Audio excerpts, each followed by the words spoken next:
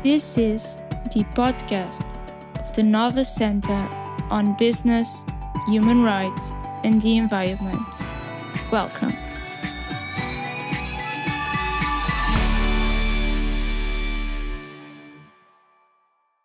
Muito bem-vindos a mais um episódio do podcast do Nova Center on Business, Human Rights and the Environment. O meu nome é Maria Miguel Oliveira da Silva, doutoranda e investigadora do Nova Center on Business, Human Rights and the Environment. Hoje tenho o grande gosto de conversar com duas convidadas altamente versadas nos direitos das crianças, que é o tema que nos traz aqui. Temos connosco Odete Severino e Inês Poeiras. Odete Severino é perita em Direitos Humanos e Direitos da Criança e, além de detentora de um vasto currículo nacional e internacional, trabalha atualmente junto do Gabinete de Estratégia e Planeamento do Ministério do Trabalho, Solidariedade e Segurança Social e foi ainda vice-presidente da Comissão Nacional para a Promoção dos Direitos e Proteção das Crianças e Jovens. Inês Poeiras, por seu turno, é a presidente e diretora executiva da Caminhos da Infância, uma IPSS que atua diretamente na prevenção dos maus-tratos na infância e na promoção dos direitos da criança. É licenciada em Direito e pós-graduada e mestre em Proteção Infantil. Sejam muito bem-vindas. Hoje, dia 12 de junho, Dia Mundial contra o Trabalho Infantil, temos o modo perfeito para desenvolver esta conversa a duas vozes. E que vozes! Eu começava por uma questão à Odete. Para começar aqui a introduzir o tema, a Organização Internacional do Trabalho aponta o número de 152 milhões de crianças em situação de trabalho infantil, das quais 73 milhões realizam trabalhos perigosos. Se tivéssemos de escolher o país mais necessitado de intervenção no âmbito da proteção da criança, face ao trabalho infantil, qual é que é o primeiro de que se lembra imediatamente e porquê? Muito boa tarde. Antes de mais, gostaria de agradecer o convite que me foi dirigido pela Nova Center for Business, Human Rights and Environment. É um prazer estar aqui neste podcast sobre este tema e cumprimentar Inês. Olá, Inês. Olá. Relativamente à questão que me coloca, na verdade, e infelizmente os últimos dados dão conta de um aumento do trabalho infantil. Atualmente não são já os 152 milhões de crianças em situação de trabalho infantil, mas 160 milhões de crianças em trabalho infantil, de acordo com o último relatório conjunto da Organização Internacional do Trabalho e da Unicef de 2021. De facto, no início de 2020, a nível mundial, 1 em cada 10 crianças com idade superior a 5 anos estava envolvida em trabalho infantil, o que equivale a aproximadamente 160 milhões de crianças, ou 63 milhões de raparigas e 97 milhões de rapazes. Relativamente à questão que me coloca de um país, eu prefiro falar em regiões, porque acho que é mais correta a abordagem, e de facto as estimativas globais escondem um progresso desigual por região. Durante os últimos anos verificamos que a região da Ásia e Pacífico e na América Latina e Caraíbas umas reduções regulares em termos globais, ao passo que a África subsaariana se registrou um aumento dos números a partir de 2012, embora os dados sejam muito variados de país para país, verificamos que de facto esta região é a mais afetada em termos do trabalho infantil.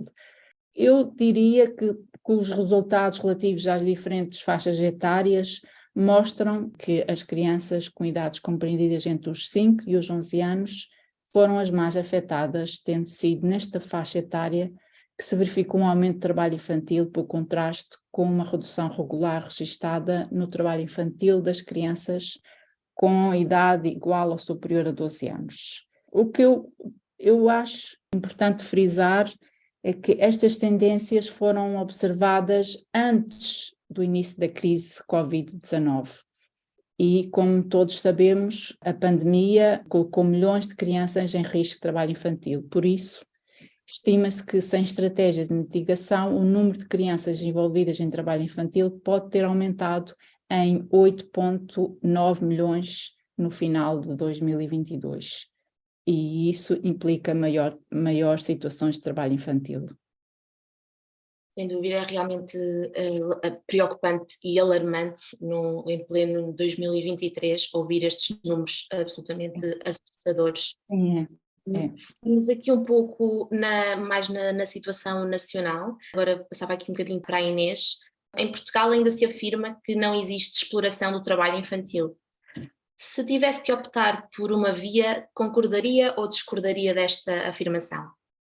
Eu, enfim, depois de ouvirmos os números da nossa introdução e da Odete, olá Odete, boa tarde Maria Miguel, eu concordaria praticamente a 100%. Não há crianças a trabalhar em Portugal, portanto, a verdade é que houve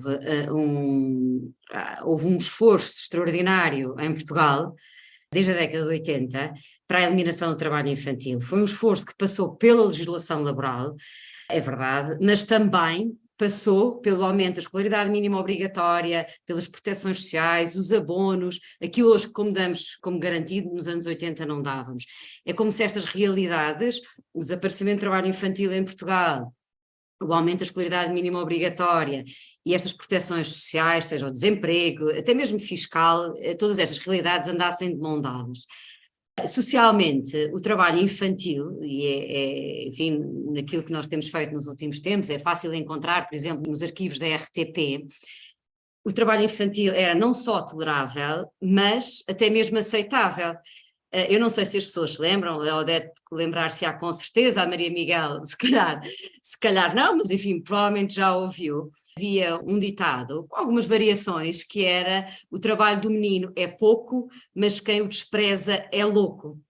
E, ou seja, as famílias deviam fazer uso dos filhos para trabalhar, e teve que fazer-se também toda esta valorização da escolaridade e mostrar às famílias que teriam a ganhar se os filhos tivessem a oportunidade de frequentar a escola. Portanto, não bastou impor uma idade mínima para trabalhar, até porque havia todo um trabalho informal, fosse nos campos, o trabalho doméstico. Foi preciso também mexer com a escolaridade mínima obrigatória. Por isso, enfim, face ao contexto que nós conhecemos, principalmente fora da Europa, enfim, eu acho que não há trabalho infantil. Há, de facto, problemas. Eu não sei, aqui dou só a minha opinião pessoal de, eventualmente, problemas de primeiro mundo, que é o desporto de competição, a cultura, a moda, e são situações que vão agora, que aparecem, eventualmente nos Estados Unidos, na Rússia, houve alturas que se ouvia falar muito da exploração infantil, mas, enfim, apresentam-se como residuais, por isso eu acho que o nosso país é um bom exemplo de como em pouco tempo, como há esperança, não é? Em acabar o trabalho infantil no mundo. Na verdade, um dos objetivos do desenvolvimento sustentável é precisamente a eliminação do trabalho infantil até 2025. 2025 diria eu que é amanhã. Amanhã. Exatamente. Neste âmbito do trabalho infantil, aqui, Odete, eu vou fazer 2 perguntas assim seguidas, depois se puder enquadrar o melhor possível. Quais é que são os maiores desafios que as crianças irão enfrentar no futuro próximo? Vamos colocar aqui a métrica a 10 anos. E, por outro lado, a situação ficará estabilizada nos números apresentados ou a tendência será, esperemos que não, mas será para piorar ou, por outro lado, irá no sentido oposto, no sentido da erradicação? Bem, eu considero, como eu falei há bocado, eu considero, por exemplo, que as consequências da Covid, ainda por avaliar, a juntar à consolidação orçamental, à inflação, o aumento dos preços dos combustíveis e dos alimentos, e também os desafios generalizados colocados pelas alterações climáticas, vai resultar claramente num agravamento da pobreza infantil e da desigualdade, e isso terá implicações necessariamente no trabalho infantil. Se não for dada uma resposta atempada por parte dos países, eu diria que a eliminação do trabalho infantil não é apenas uma prioridade moral, mas também claramente um objetivo que é realizável e desde que haja vontade política e recursos para isso. E os dados que nós temos sugerem que a proteção social pode desempenhar um papel fundamental na realização destes objetivos. E, portanto, porque nós vemos que o papel da proteção social aliado a outros instrumentos de proteção social ao longo de todo o ciclo de vida e a sua combinação pode reduzir os fatores que promovem o trabalho infantil.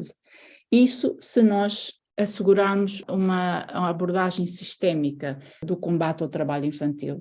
E, portanto, eu acho que a eliminação do trabalho infantil depende muito de regimes eficazes para retirar crianças do trabalho infantil, reforçando ao mesmo tempo os sistemas de proteção social, de educação, de igualdade de oportunidades de trabalho digno para que os pais e prestadores de cuidados possam dar resposta às condições que conduzem aos riscos de trabalho infantil, isso assegurando uma intervenção neste âmbito sistémica e por isso onde concorrem várias áreas, nomeadamente, como eu referi, a segurança social, a saúde, a educação. Isso para mim será fundamental se nós quisermos promover a redução e eliminação do trabalho infantil a longo prazo, e neste caso estava a referir 10 anos, não sei se será possível, mas tentar até 2030 algo se faça nesse sentido. É muito interessante que refira esta lógica dos países, sobretudo em vias de desenvolvimento, que recorrem ao trabalho infantil como forma de, enfim, trazer mais dinheiro para casa, não é? Para ajudar no âmbito do agregado familiar. E é interessante perceber e notar nos autores que referem que do ponto de vista microeconómico é positivo para o saldo da família, mas depois no ponto de vista macroeconómico do país é absolutamente desastroso, porque a criança, ao ir trabalhar, ao não se especializar, não frequentar a escola, acaba por contribuir para uma não progressão do Sim, isso vê-se nos PIBs dos países, não é? Exatamente, o PIB também é um ótimo indicador. É um indicador bom.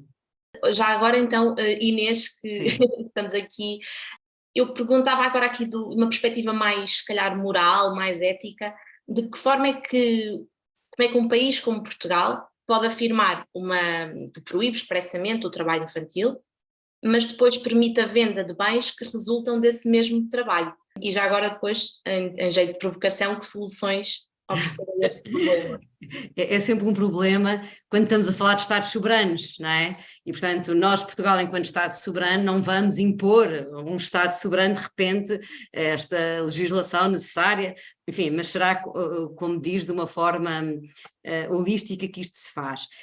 A mim parece-me que este grande problema da atualidade, eu acho que nós podemos chamar a globalização, ou se quisermos uma expressão que eu também gosto, que é a democratização do consumo. Tudo chega a toda a gente. Não é? Há uns anos atrás era difícil, as coisas eram caras, e hoje em dia, de facto, não é só o preço, é mesmo chegarmos a tudo. Tudo está ao nosso alcance. E vivemos numa economia global, assente na livre circulação de bens, e nem nos fomos questionando. A verdade é que as coisas entraram pela nossa casa adentro, acedíamos a tudo, o vestuário, artigos de decoração, peças de automóveis, ferramentas, enfim, tudo, as coisas chegam a nós. E só aos poucos é que fomos e que vamos tomando consciência das estruturas, destes bastidores do que é a globalização, que também se está a fazer à custa da violação de muitos direitos humanos, não só dos direitos das crianças, mas, enfim, já têm sido muitas reportagens, até muito daquele jornalismo de investigação que nos mostra práticas totalmente condenáveis. Ou seja, aquilo que nos parece, e falo enquanto até associação da sociedade civil, que é essencial, é promover a transparência nas cadeias de abastecimento. E aqui a União Europeia já está a dar esse passo, já está a oferecer uma solução, como pergunta, não é? É uma ratoeira, que solução? Claramente não há, enfim, haverá muitas, mas para proteger a economia de práticas assentes no trabalho infantil, esta já é um passo enorme, esta proposta de diretiva das due diligence, e que foi de um podcast anterior, em que isso foi muito bem esmifrado, e esta proposta diretiva que vem pôr o nosso Parlamento e o nosso Governo a trabalhar. Penso que Portugal, enquanto Estado-membro da União Europeia, está a fazer o seu trabalho de casa. Nós temos ouvido bem nas notícias que Portugal, quer como país importador, quer como país exportador, porque nós próprios temos empresas que recorrem às cadeias de abastecimento internacionais, e parece-nos que o Governo está a trabalhar nesse sentido. Do meu ponto de vista, fica ainda a faltar a sensibilização da sociedade civil em geral, porque nós, enquanto consumidores, o consumidor tem muito poder, e um consumidor informado toma decisões mais esclarecidas, provavelmente decisões muito mais conscientes, e portanto eu acho que aqui esta transparência no que são os produtos é de facto um fator muito importante para a eliminação do trabalho infantil. Pegando aqui um bocadinho no tema diretiva, mas não nos focando necessariamente nesse diploma, aqui, Odete, considera que a via legislativa é a forma mais eficaz de combater o trabalho infantil? Eu considero que é uma das vias importantes, sim. Tendo em conta, por exemplo, a ampla ratificação das convenções da OIT sobre o trabalho infantil, implicou que a maioria dos países também produzissem e aprovassem legislação específica de combate ao trabalho infantil. Portanto, eu considero que é uma via bastante importante, e neste âmbito gostaria de dar destaque a duas convenções da OIT, da Organização Internacional de Trabalho, que foram essenciais no combate e são essenciais no combate ao trabalho infantil, que é a Convenção 138 sobre a idade mínima de admissão ao emprego, que é de 1973, e a Convenção da OIT 182 sobre a interdição das piores formas de trabalho infantil, que é de 99. Por exemplo, esta última, sobre as piores formas de trabalho infantil, alcançou a ratificação global, universal, ou seja, 187 ratificações, significa que todos os países membros da OIT ratificaram esta convenção, a 4 de agosto de 2020.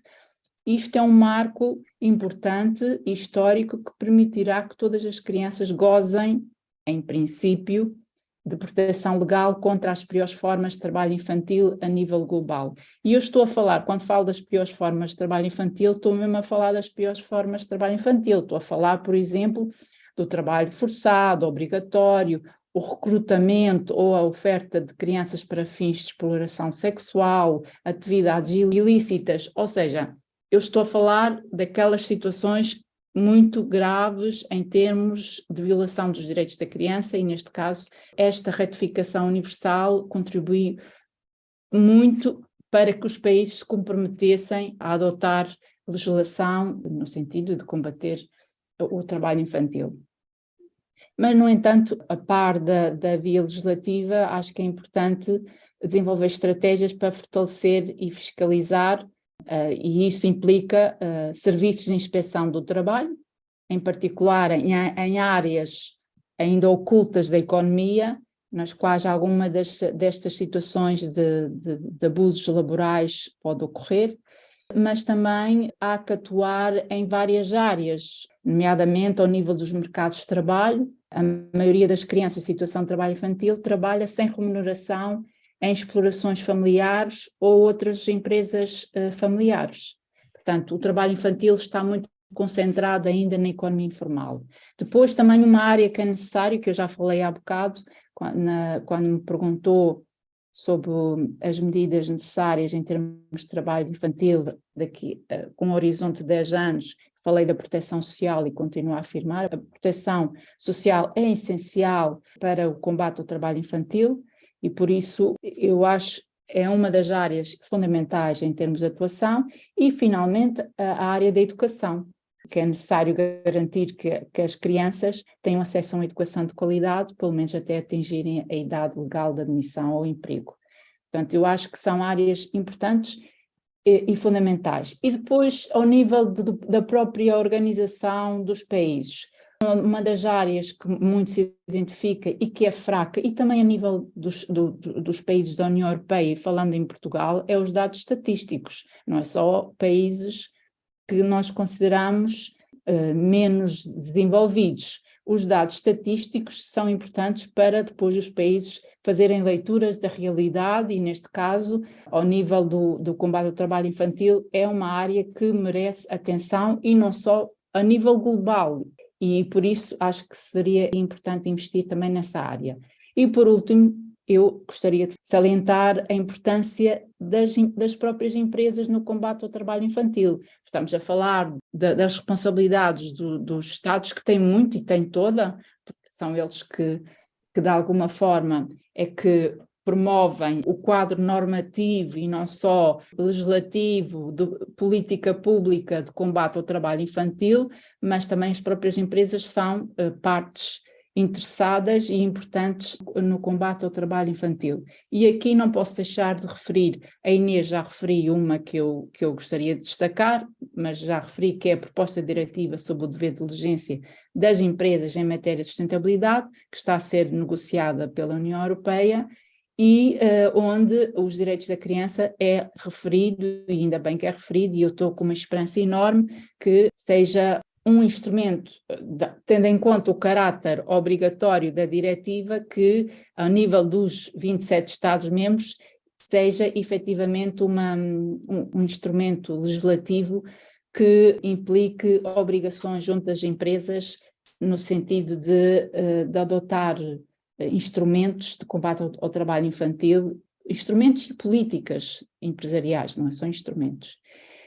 E nesse âmbito também gostava de destacar os princípios empresariais e os direitos da criança definidos pela Unicef, pelo Pacto Global das Nações Unidas e pela organização Save the Children, que apontam 10 princípios empresariais concretos para respeitar os direitos da criança. E por isso são pouco divulgados estes 10 princípios, mas são muito importantes e deveriam ser melhor conhecidos e melhor divulgados junto do tecido empresarial, porque de facto as empresas têm um papel fundamental e importante neste combate. Portanto, nunca é demais sublinhar que as escolhas feitas pelos países farão a diferença nas vidas de milhões de crianças de hoje e nas vidas de milhões de crianças do futuro. Já me alonguei muito, mas pronto, este tema fica um bocadinho entusiasmada no sentido que toca muito. É chocante pensarmos que estamos no século XXI e existe tanto trabalho infantil, números assustadores, como eu referi há bocado, e por isso é que eu fico um bocadinho entusiasmada quando falo sobre o assunto, peço desculpa. Não, pelo amor de Deus, está ótimo. Na verdade, até é estranho dizer que ficamos entusiasmadas em falar com uma coisa tão má, não é? Mas, na verdade, eu compreendo perfeitamente o entusiasmo, no sentido de que o mote para a abolição da escravatura em geral, mas sobretudo a infantil, é de facto uma urgência, é um imperativo moral. Moral, exatamente. E agora aqui para começarmos a concluir, Inês, não querendo condicionar a resposta, mas já tivemos aqui algum enfoque sobre o papel da lei e eventualmente e provavelmente é uma das melhores ferramentas para uma solução do problema. Em todo caso, perguntava-lhe se tivesse que escolher apenas uma medida, e apenas uma, para promover a eliminação do trabalho infantil, qual é que escolheria? É muito giro, ainda lá, eu sou jurista de formação inicial, não sei como é que fui lá parar, mas a verdade é que, de facto, sem dúvida, não é? O papel, a lei tem um papel fundamental e aqui tão unificador muitas vezes dos Estados. Escolher uma medida e apenas uma é uma pergunta ingrata, mas vou aproveitar que a Odete falou em esperança e vou também, enfim, ligar àquilo que eu faço e que eu acho que faço bem, e que tem muito a ver que quando há 10 anos criei a Caminhos da Infância com um grupo de amigos, em que de facto nós criámos a Caminhos da Infância com uma vontade de deixar o mundo melhor do que o encontramos. Eu acho que às vezes falamos destas coisas de uma forma bastante pueril, mas é de facto aquilo que nós achamos. E se calhar é um clichê, mas que vamos ouvindo e ouvimos na escola, mas de facto temos que ser a mudança que queremos ver no mundo, seja o mundo do bairro, a minha escola, o mundo é uma escola global. E é isso que eu acho que é o poder do cidadão comum, é isso que eu acho que é a cidadania. Temos de facto um poder de intervenção enorme.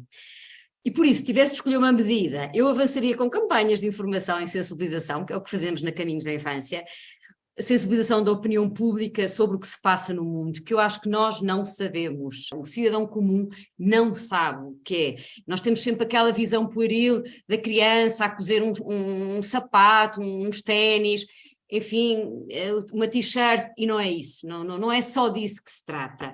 Nós, enquanto consumidores, estamos muito mal informados, temos de exigir mais e depois agir, de facto, com este imperativo ético, no sentido de mudar os nossos hábitos de consumo.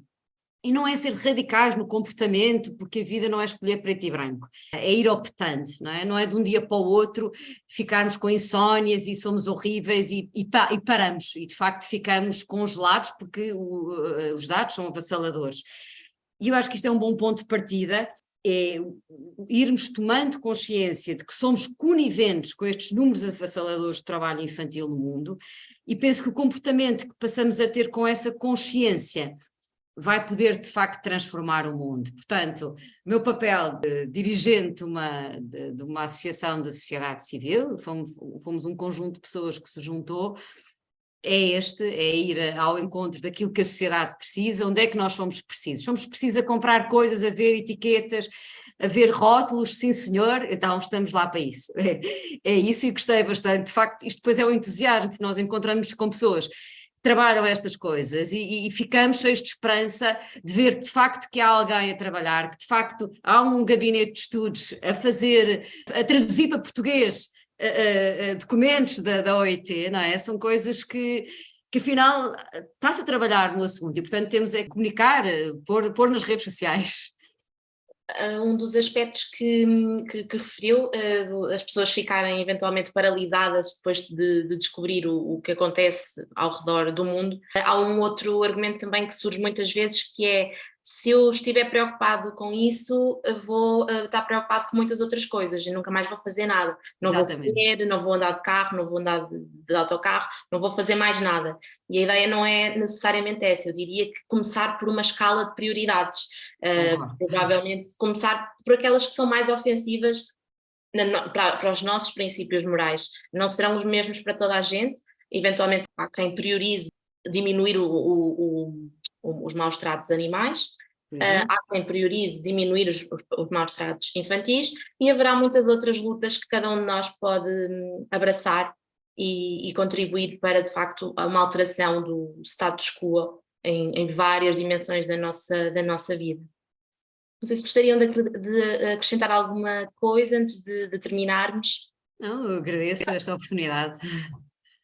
Sim, eu gostaria, já que estamos no mês dos livros, gostaria só de sugerir um livro que eu acho que é importante, que para mim me tocou muito e toca ainda, e que fala sobre esta realidade do trabalho infantil, que é um livro do famoso Charles Dickens, Oliver Twist, que fala sobre a exploração do trabalho infantil. E por isso eu gostaria de sugerir, talvez para os nossos ouvintes, que para quem já leu, se calhar revisitar, e quem não leu, ler, porque eu acho que fala bem de uma realidade que ainda é atual, infelizmente, porque o livro foi publicado em 1838, é uma realidade que ainda no século XXI ainda estamos a falar sobre o tema. Excelente sugestão, agradeço também esse mote para os nossos ouvintes.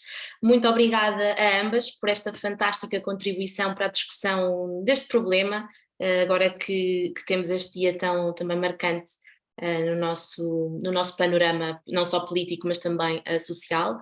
E para os nossos ouvintes, se ficaram interessados no nosso trabalho, desenvolvido pelo Nova Center on Business, Human Rights and the Environment, podem seguir-nos nas nossas redes sociais e visitar o nosso website